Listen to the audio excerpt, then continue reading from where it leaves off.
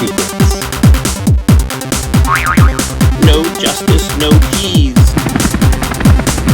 Let's read it. Good job, good job.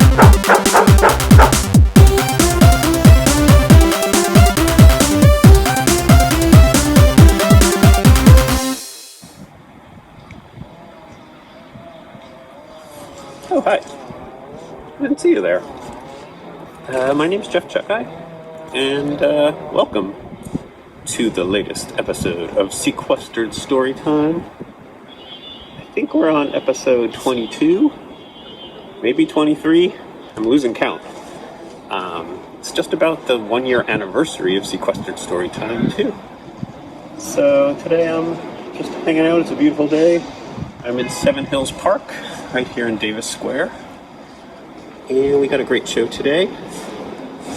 We will be learning about the poem Mary Had a Little Lamb, since April is National Poetry Month. And we'll be learning what Mary Had a Little Lamb has to do with Somerville. As always, we'll have a visit from the Wonderland Spectacle Co. And we will have some donuts. Let's have donuts. Let's get this party started. Hey, you know what? What? I'm in the mood to hear a story. Me too. I want to hear a really weird story starring, A monkey? yeah, a monkey. And, A crab? yeah, I want to hear a story about a monkey and a crab. But where will we hear a story like that? Hey, look, it's Jeff. I wonder what he's doing. Today we're gonna read a kind of violent, very old book. It's from a series called Japanese Fairy Tale Series. This is number 3, and it's called The Battle of the Monkey and the Crab. And it doesn't say it in the book, but I did a little digging, and it looks like it was published in 1885. And it looks like this translation is done by Reverend David Thompson. Wait, there's neither a monkey nor a crab on the cover of that book. And what are those things on the cover of that book? I literally have no idea. Battle of the Monkey and the Crab. A monkey and a crab once met when going round a mountain. Why is a crab going around a mountain? Yeah, don't crabs have to, be in the ocean? Or at least near the ocean? Crab dude, you're gonna die. The monkey had picked up a persimmon seed and the crab a piece of toasted rice cake. The monkey, seeing this and wishing to get something that could be turned to good account at once, said, "Pray, exchange that rice cake for this persimmon seed." The crab, without a word, gave up his cake and took the persimmon seed and planted it. At once it sprung up and soon became a tree so high one had to look up at it. Wow, persimmons trees grow really fast. No, I think that this must be a magic tree. Ah, The tree was full of persimmons, but the crab had no means of climbing the tree. So he asked the monkey to climb up and get the persimmons for him. The monkey got up on a limb of the tree and began to eat the persimmons. The unripe persimmons he threw at the crab. But all the ripe and good ones he put in his pouch. The crab, under the tree, thus got his shell badly bruised, and only by good luck escaped into his hole, where he lay distressed with pain and not able to get up. Now, When the relatives and household of the crab heard how matters stood, they were surprised and angry, and declared war and attacked the monkey, who, leading forth a numerous following, bid defiance to the other party. Whoa! They declared war over a persimmon. That's intense, dude. The crabs, finding themselves unable to meet and cope with this force, became still more exasperated and enraged and retreated into their hole and held a council of war. Who's the hero of this story? I don't know, they both seem like kind of jerks. Then came a rice mortar, a pounder, a bee, and an egg. Okay, stop right there. So, there's a war between crabs and monkeys. That's weird enough. But then all of a sudden, an alive rice mortar, pounder, bee, and egg just show up? That's such a random assortment of things. Like, would a bee really hang out with an egg? And together, they devised a deep-laid plot to be avenged. All right. That ends the first part of the Battle of the Monkey and the Crab. Mary had a little lamb. Its fleece was white as snow. And everywhere that Mary went, that lamb was sure to go.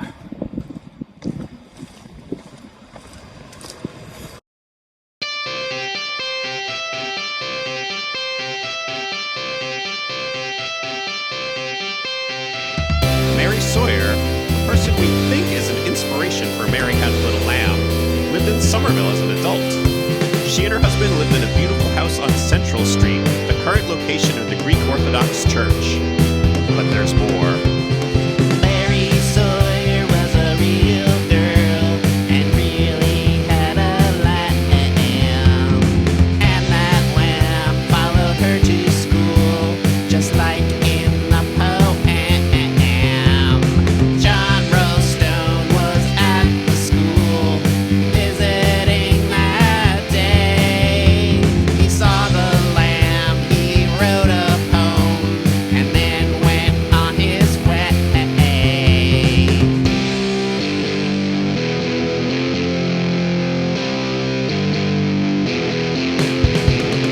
Who wrote Mary Had a Little Lamb? John Rowstone or Sarah Hale? We'll never know, 'cause they're both dead. Let's play our guitars instead.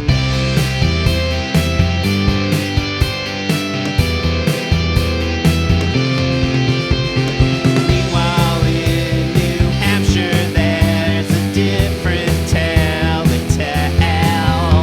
They say the poem was written by Sarah Josepha Hale. Sarah Hale was a poet and also a writer. In 1830, Mary's Lamb was published in a book by her. Who wrote Mary Had a Little Lamb? John Rowstone or Sarah Hale? We'll never know, 'cause they're both dead. Let's play our guitars instead. So, two stories. Did John Rowstone write the poem and give it to Mary Sawyer? Or did Sarah Josepha Hale come up with the poem from her own imagination? Unfortunately, John Rowstone died very young, so no one was able to ask him directly. And both Mary Sawyer and Sarah Josepha Hale signed sworn statements saying their version of the story is true. So who was right? Mary Sawyer or Sarah Josepha Hale? Guess we'll never know. Who wrote Mary Had a Little Lamb? John Rowstone or Sarah Hale? We'll never know, 'cause they're both dead.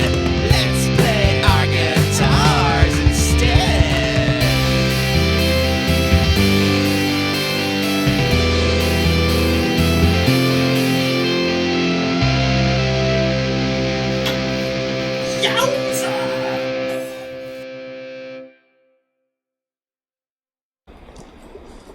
Let's check in with the Wonderland Spectacle Company. See what they've been up to, shall we?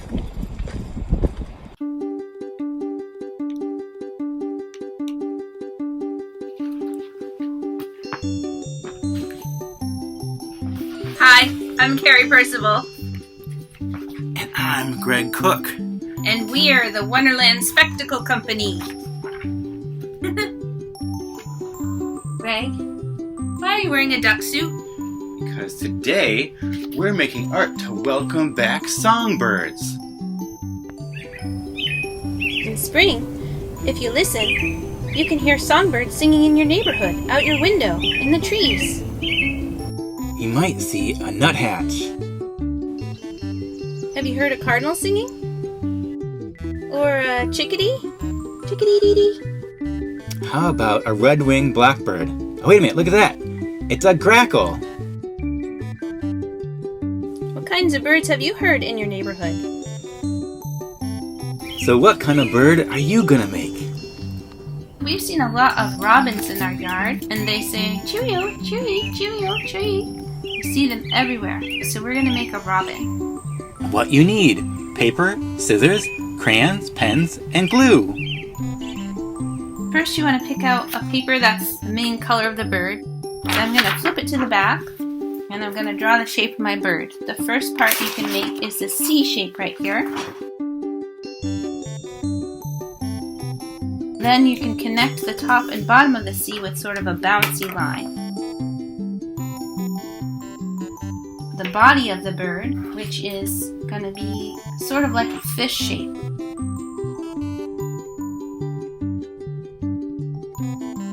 Now I can add the head, and then I can make the beak. Depending on what kind of bird you're using, your bird might look different. Now I'm going to cut this out.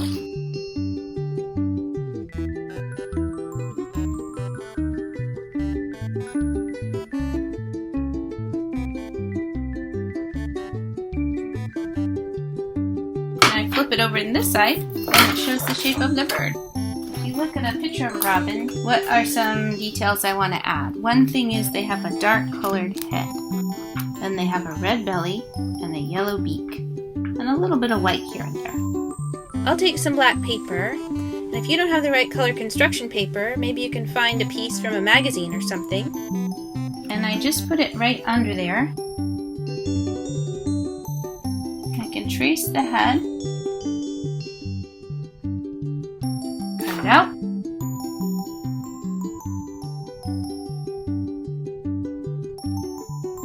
And I put some zigzags on the neck. Then I'm gonna need some red for the chest of the robin. Nice red tomatoes, that'll be good. And I'll add a little fun texture too.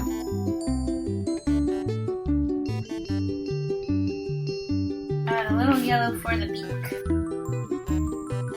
I think some of these melons look like they would be a good beak for my bird.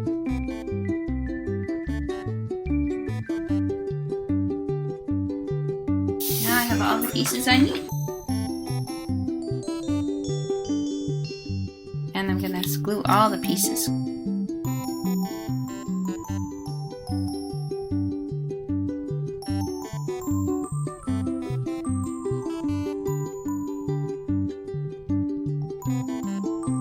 Now I just need to add the eye. Let's see what I have in here to make a good eye with.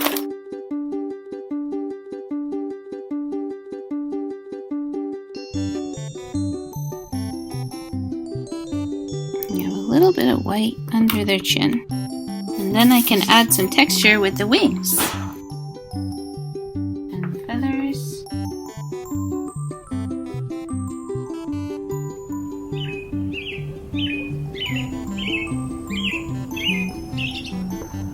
Now that I have this robin done, I can stick it on my window.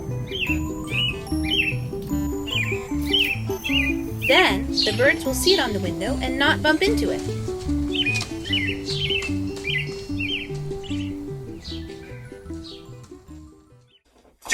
Jeff, did you hear?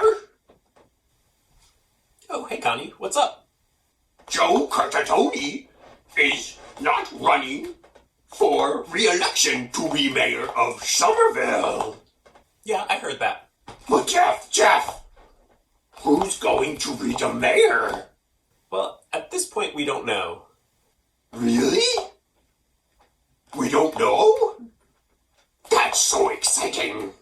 A few candidates have announced that they're running, but the election isn't until... I would like to officially declare my run to be the mayor of Somerville. You're running for mayor? I am. Congratulations? And I would like to now premiere my first ad announcing my candidacy. Oh, Connie, I'm not sure we can really run political ads on Sequestered Storytime. You see, it airs on the Somerville Public... Roll it!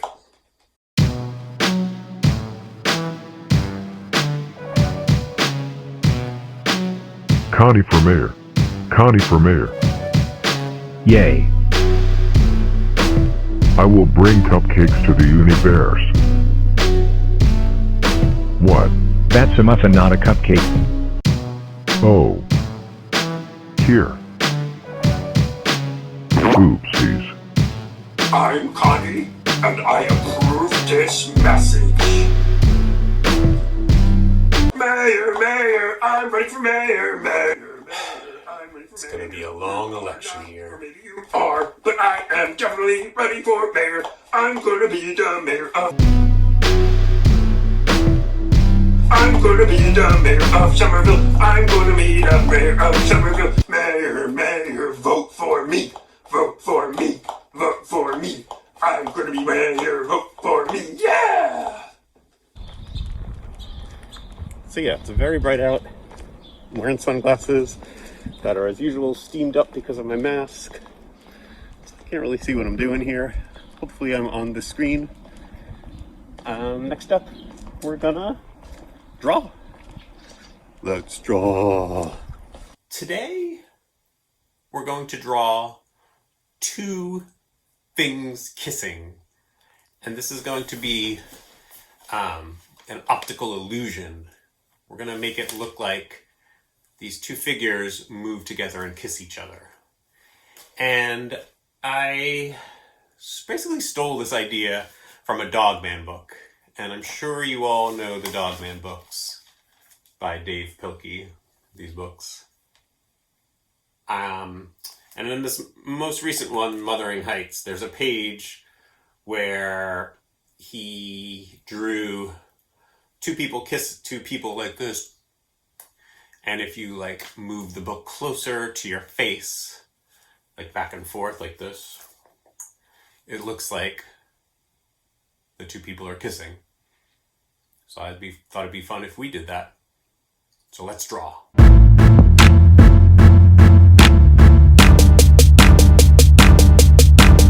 Let us draw two things kissing.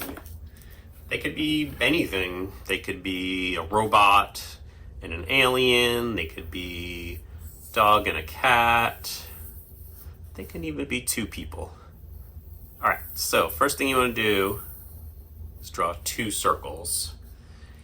You want them to be close together, but not too close together. And I'm going to draw two fish kissing, because why not? But if you were drawing a cat and a dog kissing, these would be the head, the circles. You know what I mean, right? Okay. Now, if I was drawing this for real, I would sketch out the whole thing first in pencil and then go over it in my marker. But let's just do this straight away. Let's have their eyes closed. Usually when you're kissing someone, your eyes are closed. In fact, if you're kissing someone, try to keep your eyes open. It's pretty hard to do. Things get blurry and weird. Okay, so there, they have their eyes closed.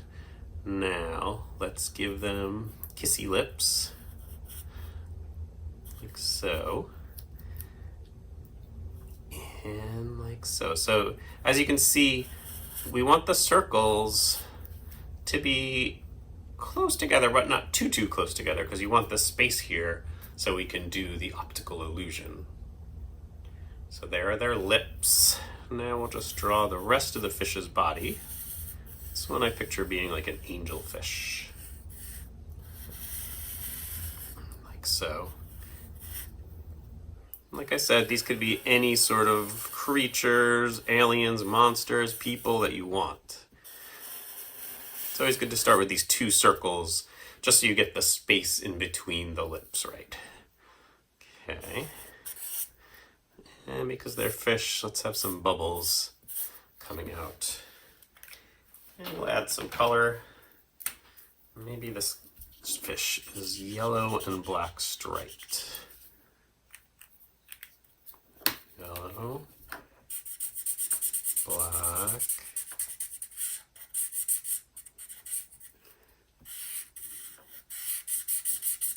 like so. Let's do some stripes this way too.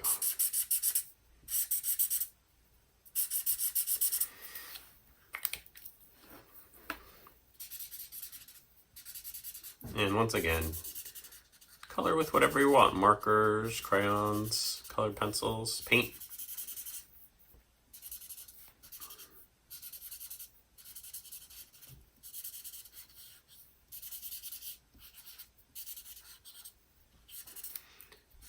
And then let's make our other one green. Why not? Just do the whole thing green.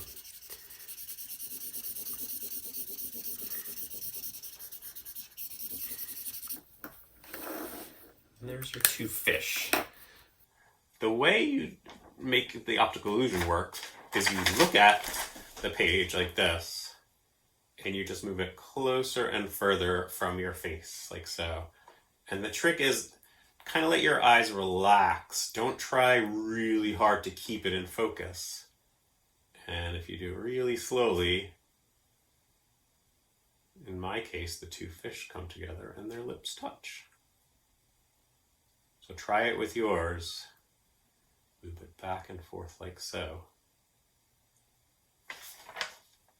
And that's how you draw things that kiss. Man, I'm hungry. Wish I had a donut. But where can I get a donut?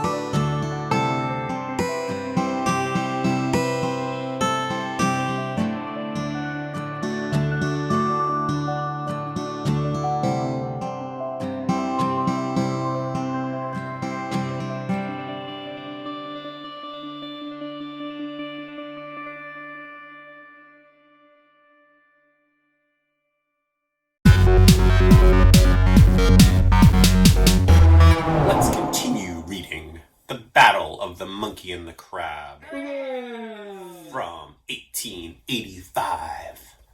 As you'll recall, something about a persimmons tree. The monkeys and the crabs are now at war. First, they requested that peace be made with the crabs, and thus they induced the king of the monkeys to enter their hole unattended and seated him on the hearth. I'm King Monkey. I wouldn't do that if I were you. The monkey, not suspecting any plot, took the hibachi or poker to stir up the slumbering fire, when bang went the egg which was lying in the ashes and burned the monkey's arm. Told you!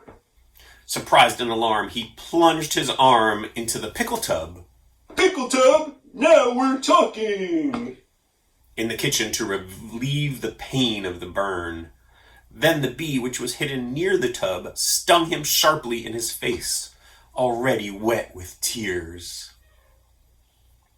Without waiting to brush off the bee and howling bitterly, he rushed for the back door. But just then, some seaweed entangled his legs and made him slip. Then down came the pounder, tumbling on him from a shelf, and the mortar too came rolling down on him from the roof of the porch, and broke his back and so weakened him that he was unable to rise up. Then out came the crabs in a crowd, and brandishing on high their pincers, they pinched the monkey to pieces. That's a kid's book? Whew. Wow. That was an intense tale of revenge. That was The Battle of the Monkey and the Crab, 2nd edition, from Japanese Fairy Tale Series number 3, published in 1885. So let me get this straight. The moral of the story is, if you're a monkey and you want to trade your persimmon for a toasted rice cake, Don't do it! yeah, inanimate objects will team up with the crabs and totally kill you. That's very good advice. Thank you. That's the end. End of Sequestered Storytime. Hope you enjoyed it. Hope you come back soon. Oh yeah, I forgot to say one very important thing. Sequestered Storytime was awarded an arts grant from the Somerville Arts Council. So I'm crossing the street here. Hopefully I won't get run over. So yeah, we got an arts grant from the Somerville Arts Council, and that's very exciting. What will that mean in the future? I'm not sure. Probably involve me rolling around in piles of money paid for by the taxpayers of Massachusetts. So stay tuned for that on the next thrilling episode of Sequestered Storytime.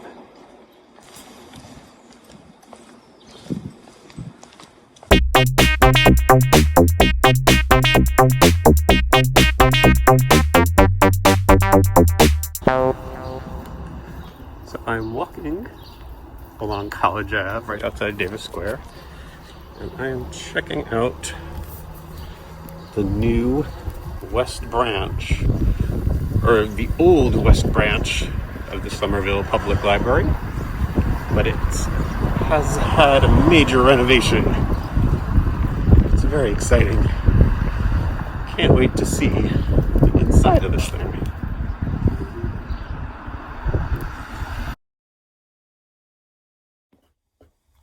Bye.